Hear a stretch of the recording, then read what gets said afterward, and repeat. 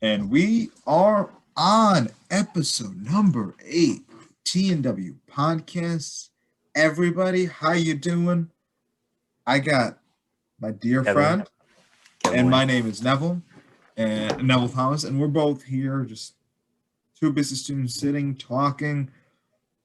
We've had a long day filled with meetings left and right. Everybody's got their theories, and we wanted to talk to you, share our opinion today. I hope you guys are doing good. Comment down below. Again, comment if you enjoy us, subscribe, and just we'd like to hear your thoughts. So, and we got some interesting articles for today, huh? A few, yeah. Yeah, we do. Yeah, we do. So let's get right to it. How about that? All right. So the first one was an article that I came across, and it was about Ford and GM. Their stocks have been rallying. And I also wanted to give like a special shout out to Chrysler, just because of like the good work they've been doing. Like recently their merger went through. Fantastic for that's great for them, I think. And they're no longer known as Chrysler.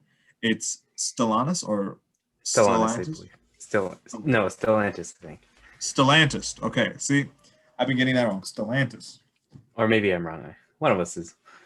Or We maybe could we're be both wrong. wrong. We could be right, but this is how we're going upon it.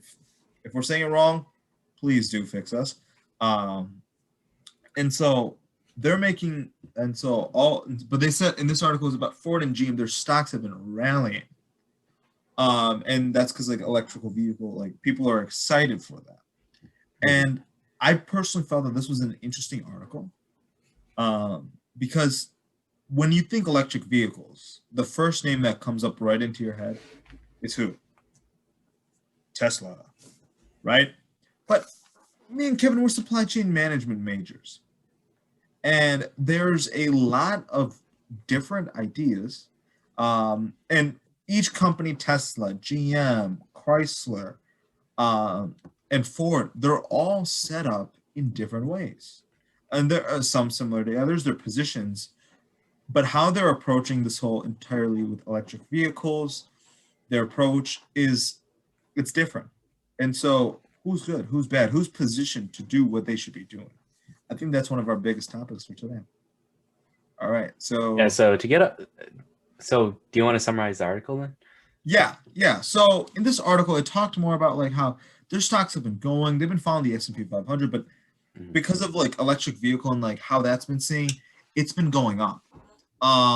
Tesla's been obviously been one of the biggest things, but like GM, um, and like I believe and um, like they're both going up, and just how like it's interesting how they're moving upon it. And like the formation of like GM's business unit and like with and like I know politics can play something with so with like a Biden presidency, there's like the belief of like that there's gonna be more support for electric, renewable energy, things like that. So how does that play in? How does a company set up their portfolio, right? I think that's one of the things to look at. And then they also mentioned it like companies like FedEx, which is also interesting because is this going to change? How is this going to interrupt their game? Because FedEx, like everybody sees those Amazon vans. I personally think that they're getting bigger, which is like, wow, Amazon's getting more business, right? And so if FedEx is like, how does like, because they drive the same vehicles like we do, they're a bit bigger. Whoa, hold on. But Well, you okay, see all maybe those not the FedEx cars. exact. No, you see those FedEx cars? They're from Mercedes and things like that. Sometimes, yes. But like, Occasionally. yeah, but like it depends. But here's the thing. They all need to buy these cars from somewhere, right? Yeah, same These manufacturers. yeah, and these cars are truly investment pieces for them because it's how they handle their business, right? And so how does this impact the game for them? What do they need to be looking at cash flow, how much money they're going to be spending and investing to this area so that their business keeps on going tenfold. Um, and so they talked more about that. Ford is trying to move into their own electric cargo van and plug-in version of the F-150 pickup truck. And the F-150 is one of the Interesting. it is the I believe if I'm correct, it is the most sold vehicle in the United States. Yeah. if I'm wrong, but it's extremely highly ranked. And I know like in the US, we like big vehicles. We like our trucks. We like our SUVs, anything big, bad, bold, right? Oh, And yeah, go ahead. to an extent, yes. Yes, and so like at least like with like the merger between like former FCA and the PSA group into Stellantis, I know like in the Americas there was like the belief of like more of like we have an extremely strong Jeep uh brand. Jeep was one of the highly regarded aspects, and just like the Ram, like all those are big vehicles, and there's been a movement towards all of that. And you've seen different car companies like previously, not recently, just previously cut down on their cars. Like It's actually Ford, right? pretty interesting that the Ford F-150 is going towards electric vehicles because, um, as you know, as you were just saying, it's a really big truck. It's built for, off-roading and things like that. While electric cars are known for, their fuel efficiency, their technology, I don't think ruggedness was what like a defining trait. No, it was not. And like that's the thing. And I think that's the thing that's going to get. Here's the thing. When you think of an electric vehicle, do you expect something big? No. When you No. think electric vehicle, you're thinking something small, something that might be possibly inconvenient. People might make fun of you for it. Like I know like there was like on like one of the TV shows, like there was a scene where they had an electric vehicle, and guess what? It was a small tiny vehicle. And then like when it stopped or something, a lot of people were making fun of it, right? But here's the thing: these companies are changing how electric vehicles are perceived. Like trucks are more built tough. Like I think that's what Ford's motto is: built tough, right? Yeah. And so like electric vehicles, and then I also wanted to dabble into not Chrysler, GM. They're moving, like they said earlier, like they're trying to move their entire like Cadillac into electric style. Now Cadillac is a very luxurious brand, right? That's what that brand is built on. It's built on luxury. And moving it to electric, like, well, you I think when you that think makes a certain amount of sense because if you look at more modern Cadillac vehicles, right, the vast majority of them tend to be more sedan or SUV style cars, which is sort of the inherent, or at least the sort of style that electric vehicles are known for. And I guess it sort of brings it closer to the Tesla ideal because Tesla gives off luxury and technology, while Cadillac is known for luxury. By moving it towards electric vehicles, you're bringing it slightly closer or to Tesla brand, I guess, with the luxury and technology aspect. see, I still never thought of like I had taken like Tesla and like well not Tesla but like not in it's interesting you brought up Tesla, but like it's not in a Tesla aspect, but like on a GM aspect, like a Cadillac is like it's taking a basic car, but then giving it so many luxurious features so that it doesn't feel like a car. It feels like it's a very enjoyable experience, right? Um, but I think when Tesla did it, like when GM decided to move that route, I think that changed stuff. Now maybe it was a bit easier because of Tesla, as you said, but like I still think that's a bold move because luxury, ruggedness, these are all different aspects uh, moving things to more of a very nice thing. And here's the thing, I'll point this out for you, and I think this is the next place. Do you remember the Tesla Roadster when I believe it was competing with different fast cars and how Yeah. fast the Mhm. Tesla Roadster was, right? And Tesla was like beating a lot of them. Uh Kevin, correct me if I'm wrong, but I haven't seen like I think they were trying to like Ford was also trying to move like I think if they haven't already, they might be trying to move more of like the Mustang I'm not sure if it was in this article. And yes, yeah, here it was. They began selling its first U.S. electric model in many years. The Mustang Mach E Sport utility vehicle.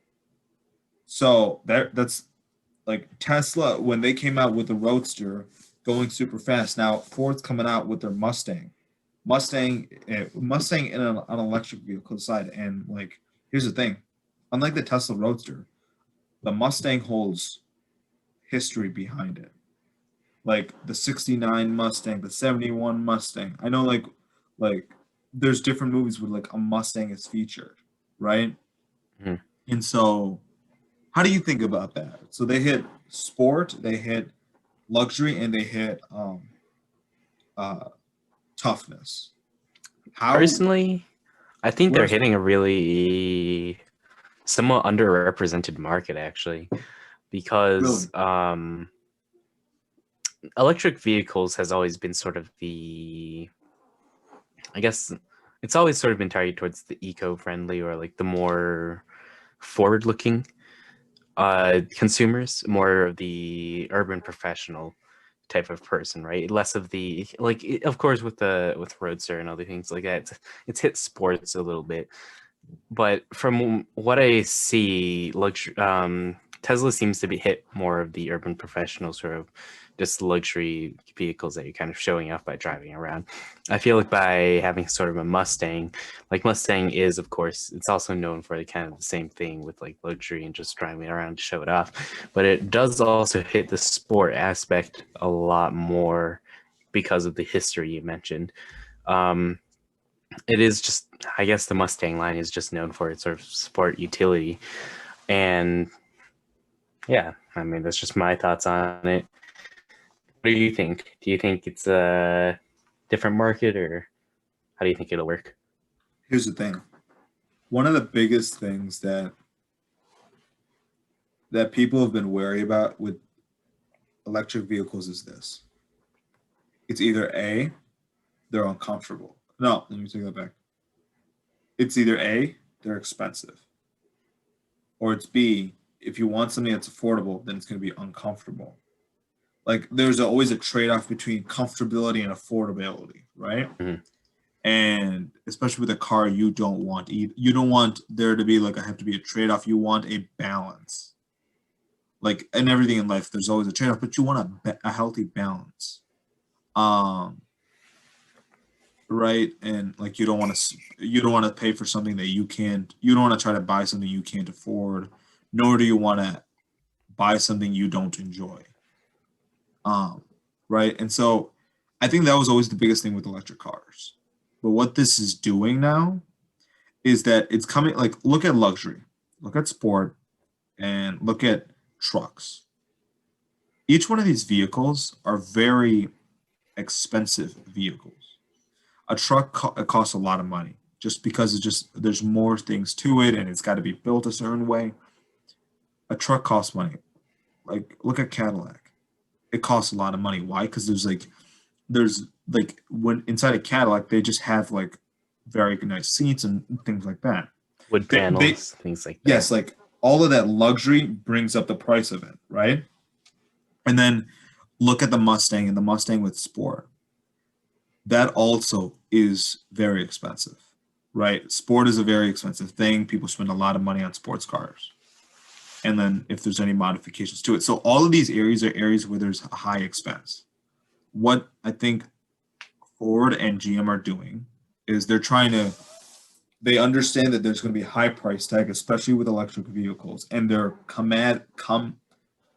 not combating it, but I guess you could say they're solving that issue by coming in and bringing in electric vehicles. And I think what this will do, actually, Kevin, I want to get your thoughts. What do you think this is going to do?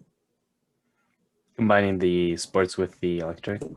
Yeah, like what does this do? Like bringing more of electric vehicles. I feel like it will have, well, there's three different aspects that I think it'll Mm-hmm. affect, right? One is the consumer market. I'm sure there's going to be some people who are going to praise it, and there's going to be a lot of people who are going to say like, no, this is not what makes a Mustang a Mustang. You know, some people are going to say like, no, the old the was it, the powerful engines that run on like whatever the gasoline is. It's just like they're going to say that's what makes a Mustang a Mustang. Some people are going to say, yeah. Some people are going to say the fuel's what makes it what it is. Some people are going to say, you know, they're moving towards the future and things like that, right? I think the second aspect it's going to hit really is supply chain. We're supply chain students. I believe it was like, wasn't Tesla having trouble with sourcing its batteries? I'm not completely sure, but okay. I think that was a while ago, maybe like a year or two. But anyway, they built their own factory for batteries, and there was a big issue with Tesla batteries because I think it needed cobalt. Don't quote me on this. It needed some sort of relatively difficult to acquire metal. So by having more companies shift towards that, that's going to affect global industries in that global mining industries. And then also there's going to be more competition, at least in the short term, for that. And then finally, kind of like you said, it's going to sidestep the issue of going between a luxury electric car and a cheap electric car, because it's going to be a luxury sports electric car, or a luxury utility electric car, so on and so forth. Yeah. Okay.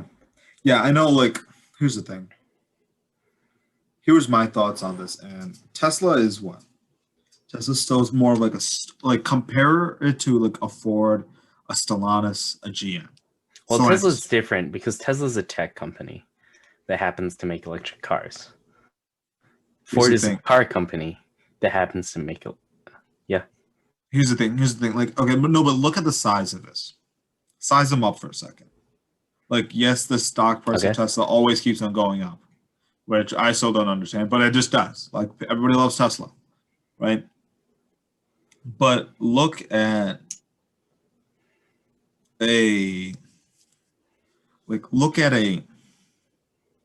compare them with a Ford, compare them with like the big three and Tesla.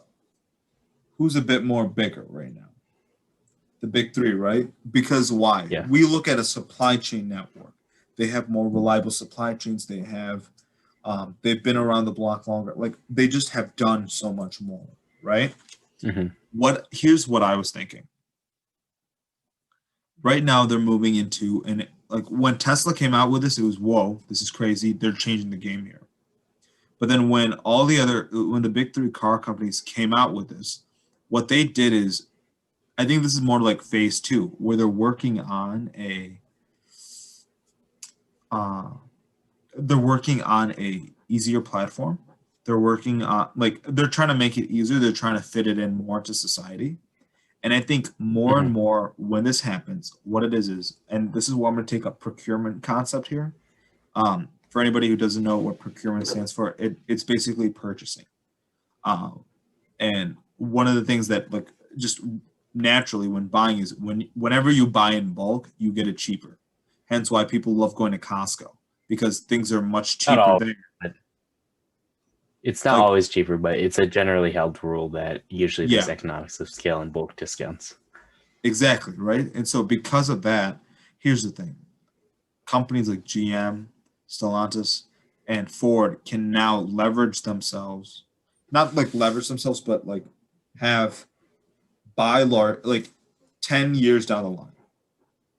If the Mustang, the F-150, and Cadillac all become accepted electric vehicles, and people want that more, then you have people who want more of an affordable area, like a Chevy, a Chrysler, like a Chevy, a Jeep, a Dodge, these different types of Ford, different types of companies. What happens is the big three can now say, hey, they can like leverage, because we're buying so much, we wanted to make it cheaper. And as a result of them being able to buy it cheaper, they can increase their profit margins, but keep it at the affordable price rate of these, like, I guess, I don't want to,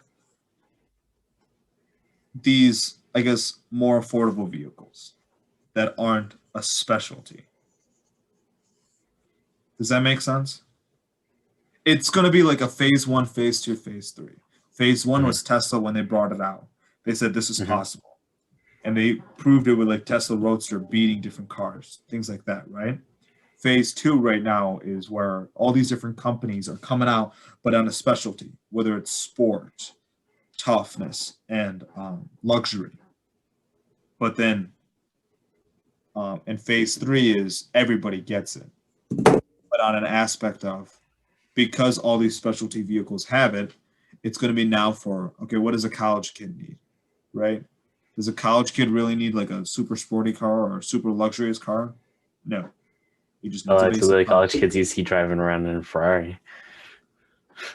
They're an exception. I'm talking about the average college kid, though, right? Yeah. Like, put it that way. A phase 1, 2, and a 3. Over time, what this does is this becomes a transformation for electric vehicles. Yeah. I don't know why I'm excited for this. I'm sorry that I've been interesting. dominating this conversation. All right. Well, it is your article, so you're the one that found it. You know more about it. We're a podcast. We talk and we walk and we're doing 10 different things. Kevin, do you want to lead us on to our next article here? Of course. Now it's my turn. All right. So Procter & Gamble, P&G, they make quite a lot of household cleaning items, whether it's, I believe they own Tide. What else do they have? Let's see here. Bounty, Dawn, all the things you need for doing your laundry, things like that. But of course, they also do household cleaning. So as you can imagine, the past year, they have quite an increase in sales because of, you guessed it, COVID. Everyone's trying to clean their house, scrub it down at least once. So let's see here. Apparently, cleaning and sanitization increased 30% compared to pre-COVID, so 2019. Dishwashing has been increased 15%. More air fresheners are bought. Well, no surprise there. If you're going to stay home all day, you're going to need some air fresheners. 20%, and paper towels are used 15% as well. There's an increase. Yeah, there's like a very large increase everywhere. So that's actually led to sales growth of $20 billion. 8%. Yeah. That's 8% is a lot. That's especially for a company their size. So, yeah, 8% is just 20 billion. So that means that they're already running at like what, 200 billion or something like that. But anyway, so the whole thing is, do you think this will last? P&G certainly thinks so. They're citing that just because COVID is around or goes away doesn't mean that it's going to decrease that much significantly. It could be that the usual American practices in terms of hygiene and cleanliness will be changed because of COVID. Before it was always different compared to, at least from my personal experience, in terms of in China, right? China has a lot more pollution. However, as a result of that, there was a lot more sort of cleanliness of house was very important. There was a lot of making sure to always like clean everything before you come home, cleaning everything every day, things like that, right? Your house had to be clean. You had to be cleaning it every day. At least back here in the US, I know my family cleans the house like maybe once a week or something like that. It's a lot less frequent. P&G thinks that, just by having this year-long habit sort of forced onto us, well, I wouldn't say forced onto us, this year-long habit change, right? They're going to say it's going to last. I'm of the opinion that it's probably not going to stay at such a high level, but it's probably going to still be at least a couple percentage points higher than pre-COVID levels. What do you think? Well, okay, give me a number. Like you saw an 8% growth. Give me a number. Say it's going to stay 4 to 6% higher. Okay, so like basically 4 to 6% of like where they were, and then this quarter 4 to 6% of it. Okay. I'm gonna put you at 5% just because you said 4 to 6. I'm gonna put you at 5. just because that's a nice safe middle. I think you've got two different things, and you touched on kind of both of them. Here's the thing. I understand both, like, on a defense. I've got one thing. Mhm. It's going to be mixed. It's going to be broken up into two, but it's one main thing. Here's what's going to happen. I have a feeling. We have a vaccine coming out, right? Mm-hmm. So it's not like P&G doesn't have a good supply network. They have a strong supply chain. They can handle, like, if they expect too much and they need to hold more inventory, they can do it. If they need to, like, let go of inventory and give out more, they can do it, right? P&G is a strong company. And so I have a feeling where right now, when COVID hit, people focused a lot on their homes. Like Lowe's and Home Depot, those were a lot of big stores that were hit. Why? Because people were at home and then they had time to do different things, whether it was like clean their backyard, garden, just they had time to do all these different things. And that's why stores like that were impacted. I think based off this pandemic, how things will move. Um, we talked about how commercial real estate might not be as high as it originally was pre-pandemic, right? Because more people are available to be at home. This also increases the workforce again Real because estate, you mean? yeah, Right. like commercial real estate, but also just like on a workforce level, we talked about it like on a previous podcast Mhm. that because of the pandemic, because of virtual conferencing like this, it has allowed for more uh, it has allowed for more of a like if more people if companies are willing for people to work from home, Mhm. location just never Location no doesn't longer matter becomes a anymore. restriction, right? Mhm. So I think if there's so with more people saying, hey, I like working from home, I'm going to keep on doing this, they're still going to care. They're still going to want to, hey, I noticed things about my house that I previously wouldn't have paid attention to. And so Yeah. because of that, I'm going to pay attention to more of those things. Now that's not going to be everybody because some people are just going to go back. So I am a little bit more with you. I'm going to say 4%. There's going to be this kind of growth because, and they're justified with it. Some people after this, like possibly vaccine comes out, after like after the vaccine becomes available to them and like the whole general public, people can go and they'll say, hey, I need to get out, I need to do my things. And I know like I'm that kind of person, I need to get out and walk in talking. But then there's other people who say, hey, I like video conferencing, I'm going to stay at home. And so those people who are staying at home are going to be their biggest targets. Plus, I've got another thing I just remembered. Commercial real estate will go back up. It's got to because people aren't I at think home. it's because the thing is, I think it's up already right now. From what I understand, because banks are trying to do sort of expansionary policy, they're keeping interest rates low. They're trying to keep people spending, right? I think it's like people are taking that money and trying to get a mortgage or a loan or whatever to like try and put money into buying houses. It may or may not be related to 2008 because everyone knows that after 2008, a lot of people who profited did so by buying houses, right? So maybe people are saying like, oh, hey, let's just do the same thing. We'll probably make some money. It might be people saying, hey, it's easier to get a loan. Why don't we just go and do this or something like that? Yeah, see, I think right now what's going to happen is you're just going to have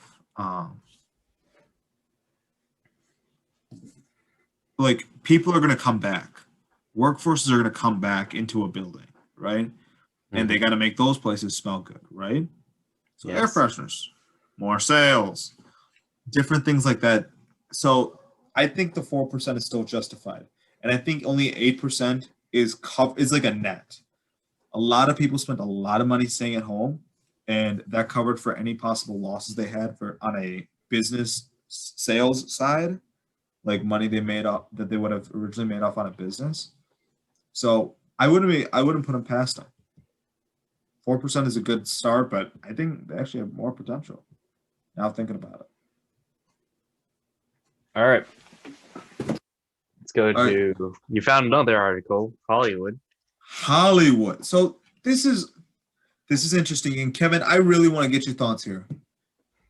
There's a term that I learned about this week in our supply chain class, and it's called Industry 4.0. This term Okay. is about how items are moving more into like a cyber realm. Like Mhm. before, like in the industrial age, it's where it's like you build cars, you had everything physical, like it was just a physical item. Now things are moving online. If you were here with us on our last podcast, we talked about how a lot of movies are getting moved, things like that. And we briefly touched also about how streaming services are going to be used. Well, Yes. this one, it talks more about how this article went a little bit more in depth with what's going on, how it is, because there's some art and more of like the battle between like theaters and streaming services. Because when does a streaming service being able to put out content, right, on their like put a movie out on their service? When can a theater do it? How does this impact how actors get paid, right? Because they sometimes they get paid a portion of box office sales, but if it gets put Sometimes on, they have a contract. Sometimes Mhm. they have so on and so forth. There's like a million different ways Yeah, they get paid. and like sometimes, and if a streaming service puts it on, people might be more willing to just watch it on a streaming service instead of going to a theater, which might hurt the amount of money they get paid, right? And Hmm. so there is all these different moves at seeing, and it's more of like people are trying to do like there's talk about a hybrid approach where it's like theaters come out with it a week later. I'm not sure if it's gonna be a week later, maybe like after a certain amount of time, but let's just say hypothetically it's a week. A week later, boom, streaming service has it. Like it was kind of like, and they talked about it in here how there's like more of like the idea, and I think Kevin, you've also mentioned this earlier, where people when they got Netflix, there was that belief where it's like, okay, I can go see the movie at the theater now, or I could wait 3 months and the movie comes to Netflix, and I don't need to pay anything extra, right? Yeah, a lot of I feel like when it came, what is it? When streaming services came to light, right? It was sort of seen as like a cheaper alternative. You know, you could always watch these movies. There's so many of them that they have such a wide selection. And then new movies, you could just wait a couple months and you're gonna have it, right? But I think what people realized was that um, a lot of people put a lot less money into their own personal computer setup than movies theaters put into their audio systems and so on and so forth. Movie theaters, like we mentioned before, it's the experience. You don't go there just for the movie, you go there for the Mhm. experience. um And the availability, yeah, like you have like pizza, popcorn, pop, like you got so many different things available there that you can yeah, buy and stuff. it's a nice night out, right? Mm-hmm. It's just culturally ingrained into us as well.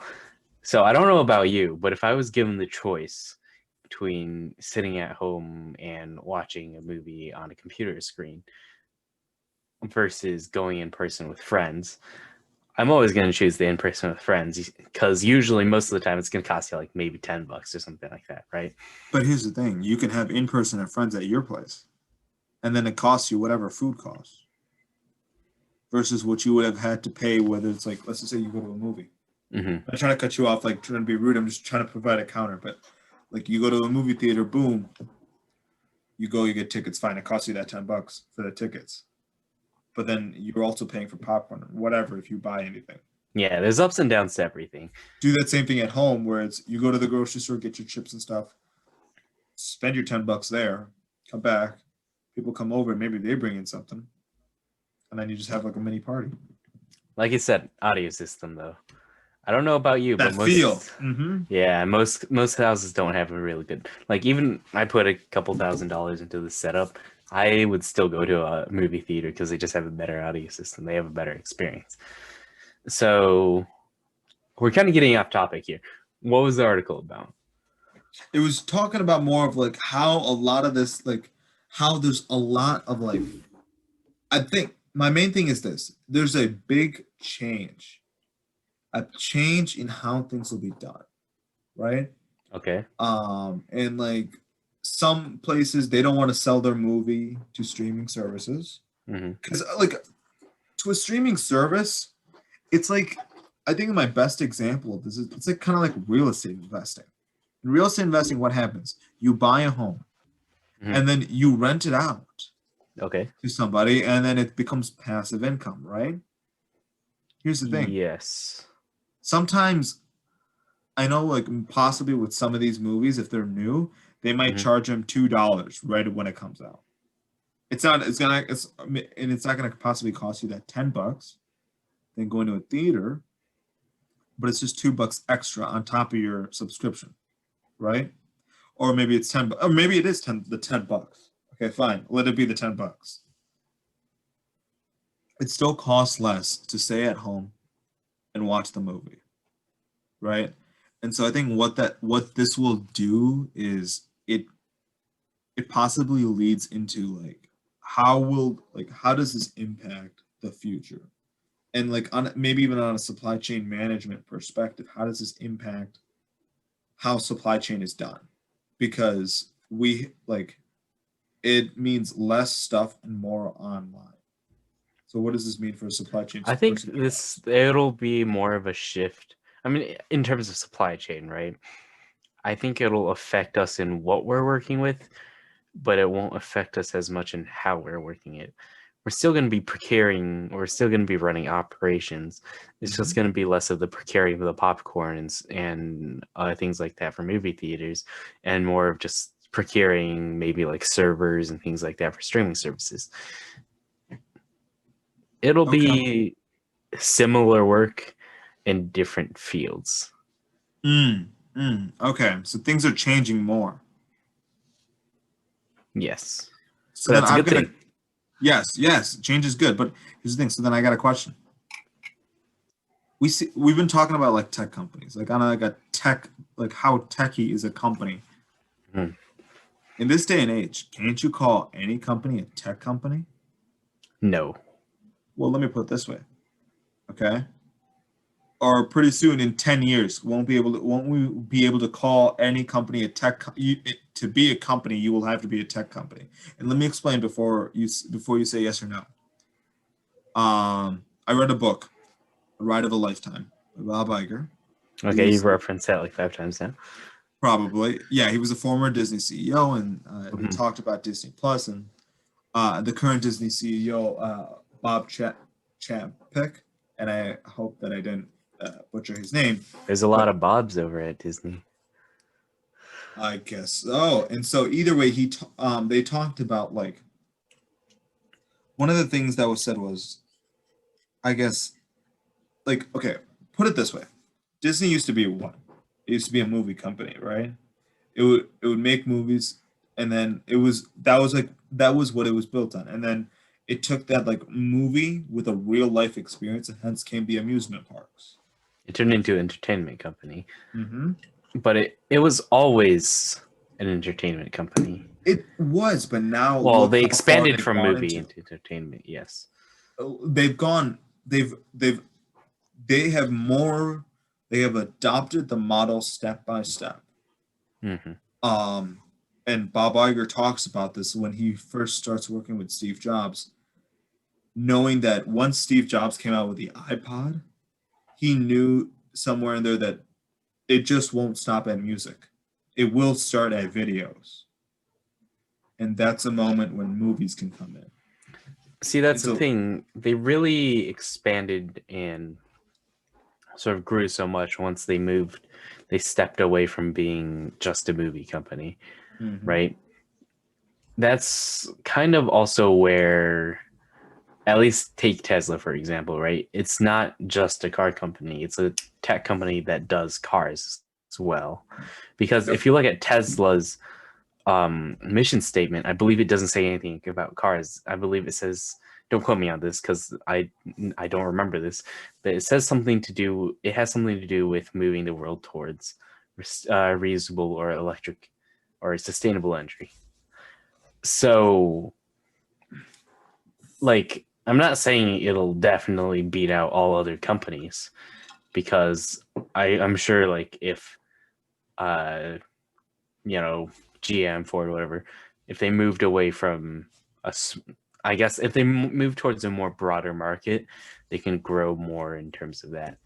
But from what you say of all companies eventually needing to be a tech company, I don't know if that's true, because then there'll be, the most companies nowadays are a product company. They have one specific product or service that they specialize in and they're good at delivering on.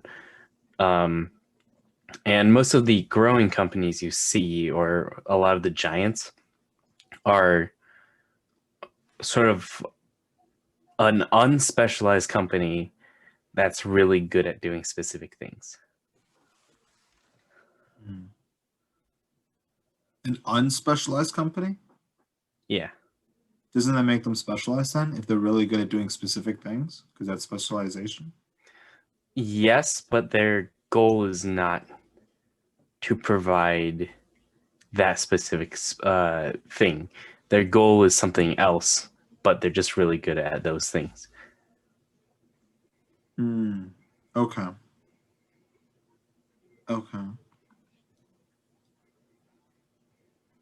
That's just my opinion. Yeah, and I got another thought here. Are we moving more into a service-based economy? Let me explain. You used to have okay, let's just take Disney for example. Disney's just a great example. You used to have just the phases between a movie going out, people enjoying the movie, voila, right? But then people experiencing like the movie in real life, which is the amusement parks. So that was like more service oriented, but it was still a product, right? And then now this is more into the service. So it's like product service. Now this is like a service. Like, yes, they're showing their movies, but it's an up and running system. Somebody needs to be behind it. If there's an issue, it's like it's like a hotel, and versus Airbnb. If you have a bad experience at an Airbnb, it's between you and the host. It's not because of Airbnb typically. But see, I think you're definitely right on this. We're moving towards service-based economy. I would say there's a couple of reasons for it. Firstly, is just I guess general business has shifted away from providing a really strong product towards providing a really strong experience. And huge percentage of a customer's experience is customer service. There's been such a massive focus put on customer service. People are shifting towards that. Another thing you have to realize is that, at least in terms of service, it's generally whatever you're using to provide that service is going to cost a lot less than manufacturing. I think the numbers thrown around is like 50 to 80% of a product is cost of goods sold. So it costs 50 to 80% just to make that product. While for service, it's like, I don't know, 30 to 50 or something like that. It's a lot less. So it doesn't always hold true, but you can possibly make higher margins on services. And just also because services are intangible, it's a little more difficult to accurately gauge the quality. Yeah, say you don't know anything. Yeah. No, I was just going to say, in accounting terms, service industries don't have a cost of goods sold. They kind of do. It's just in accounting terms now. Not in accounting. That's how you define in accounting terms, there's no. Yeah. But yes, in terms of when you're providing a service, there's a lot less cost going into it. So it's usually made up with specialists and more specialized people, so labor costs are higher. But still, they provide intangible services, which is hard to quantify in their value. So there might be more margins, there might be more money to be made there. And I think that's why it's shifting towards that. Another thing is just, I guess, I don't know, people expect a customer experience more than just the product. a lot of the times when someone buys a phone or a computer or something, they don't expect them to just be like, okay, this is my thing. I'm handling everything else from here on out. They expect it that they can call the phone company or something and be like, hey, I have this problem. They can just fix it for Yeah. you. And I think that's what Disney is, and like all these like streaming services have opened up themselves up to, where it's like they need to make sure they provide that because they are direct with the customer now. They're not a tier one supplier or something. They are upfront with the customer. Yeah. I think this is a good time to segue into your article. All right. So Intel. As you can see, I'm quite into technology. So Intel is actually outsourcing its chips or chip production, right? So why is this a big deal? Because Intel has historically been producing their own chips. They've been known as, at least in the past 20 years, give or take, maybe not the past 2, but like before then, it was known as the best chip producer. Like if you wanted something that was the best, you're going to Intel. There's just no competition, right? So Intel has been known for having premium chips. They made the best things. They had the best performance.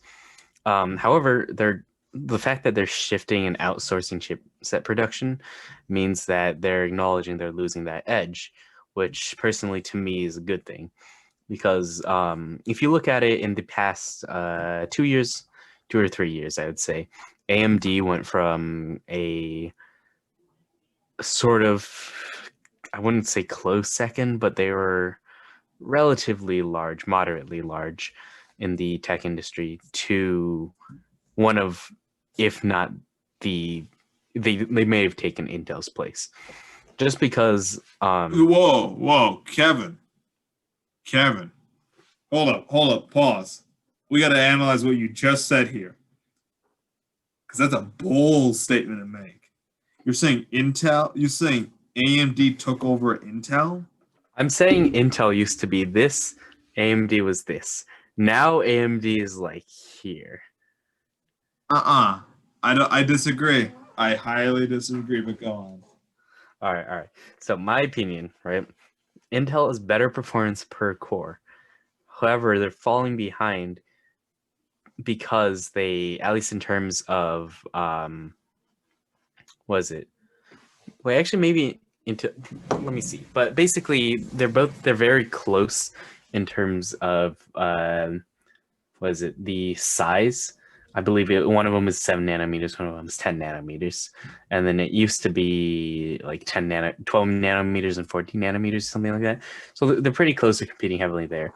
But AMD has started to take over, or at least it's like threatening Intel, just because they're the level of quality offered by AMD has increased dramatically, while the cost has still remained much cheaper. So it's sort of like, at least when I was building this computer, right?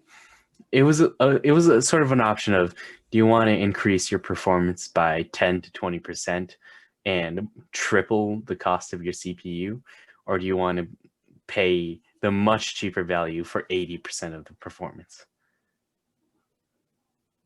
You're saying it's going to go up 80% and pay less? I'm saying AMD offers 80 to 90% of the performance of Intel chips. So Intel is still superior. However, Intel chips cost 2 to 3 times the cost of an AMD chip. Would you pay $150 or 80% of Intel, or would you pay $500 for an Intel chip? Well, here's the thing. Here's the difference. Okay, like you just said, Intel's manufacturing used to be here now, right? So that was taken into account, where it's like, hey, Intel's manufacturing is still in the U.S. It's a U.S.-made product. Plus, there's like more of like an idea and a belief that like Intel has still been on top of their game, right? Yes, yes, of course. Because they've been on pivoting. And because they've been on top of their game, and they've pivoted when they needed to, which is why this company's been up for so long. It's allowed them to, like, there's a reliability, there's a history. It's like what we said about the Mustang. With AMD, you don't know. It hasn't been as long out since like Intel has. Well, no, And hold history on. matters to people. Intel has a history of performance. AMD has a history as well. It's not like Of what? AMD came out. It's not like AMD came out of nowhere. They've been in the game for the whole time. It's just that they were known for producing affordable, high value chips.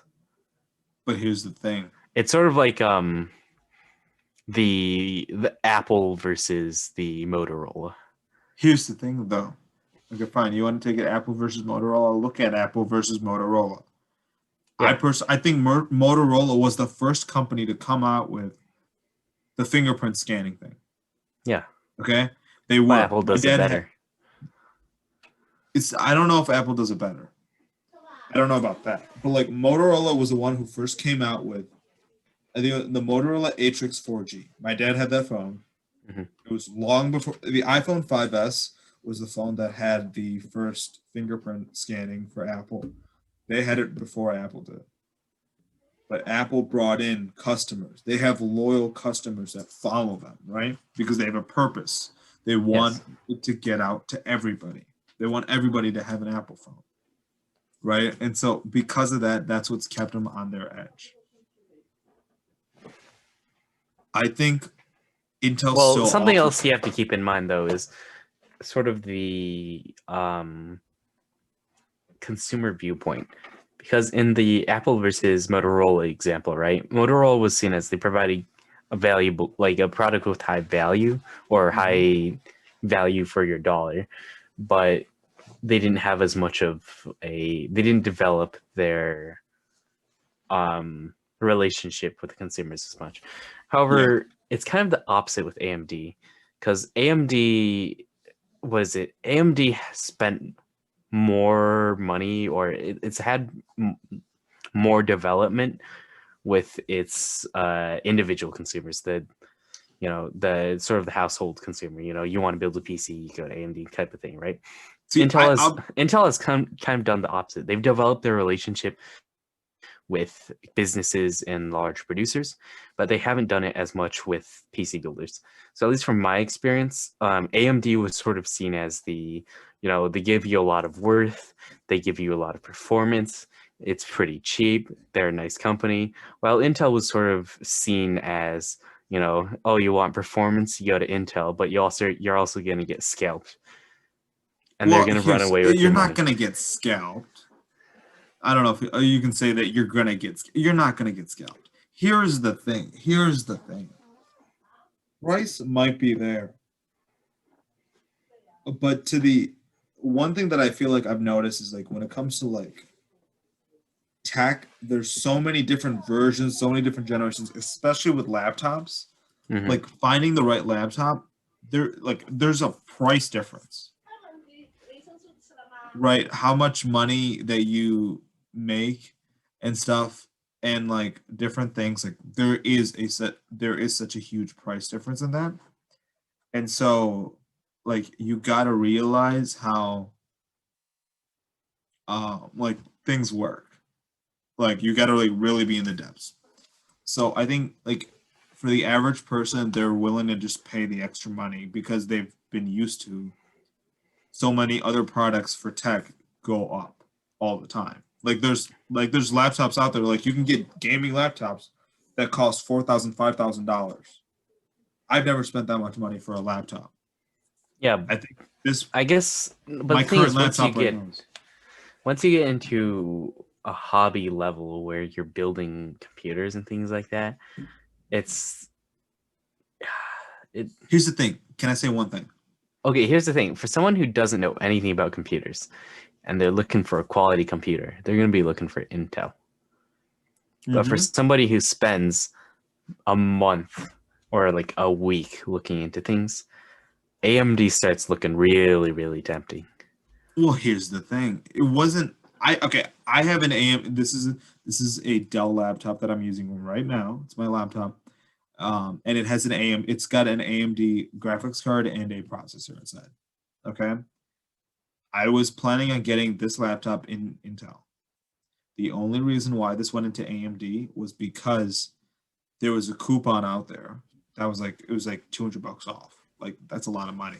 Like it was going from like 600 to 800 or no 800 to 600 or like 600 to 400 something like it was a big discount, Kevin. And so Mm-hmm. because of that only, and like you couldn't get it for Intel, so because of that only was why I got this AMD one. Okay. Okay. And at first start, I didn't have a good experience with this laptop. Now this laptop's been working well, great. But in the first couple of months, it wasn't because it would stop at times. I don't know if that was a Dell thing, if that was an AMD thing. I just didn't know.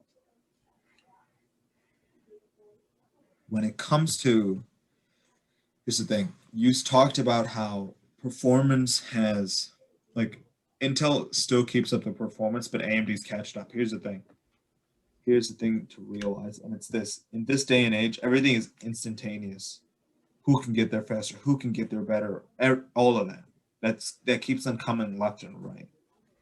Like we talked about in the previous podcast, our workforce is growing. Right? We're doing this on Zoom and talking. Performance will always, right now, performance is more important.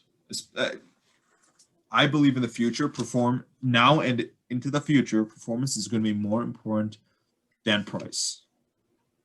And so as a result, because people are not willing to sacrifice performance for price, just because the average person has already seen everything else in the tech industry go up in price. Here's another thing that you have to consider, right? Mm-hmm. Performance is more important than price. But if you can get more, okay, let's say you're paying $100 for an Intel CPU that works at whatever, like it's got a performance of 100 versus paying $50 for a performance of 75 or something if you're going for AMD. You could get two AMD CPUs for the price of one Intel. But does it do as much, and is it as effective as an Intel CPU? At the end of the day, nobody's going to use the full performance of their CPU. Here's the thing. Unless you have one of the cheapest CPUs on the market. Here's the thing. I understand that, and I think that's one of my things that my dad has taught me personally. Like with a laptop thing where it's like you don't need, like, I'm a college student. We're both college students. You don't need a gaming laptop to run everything, right? No.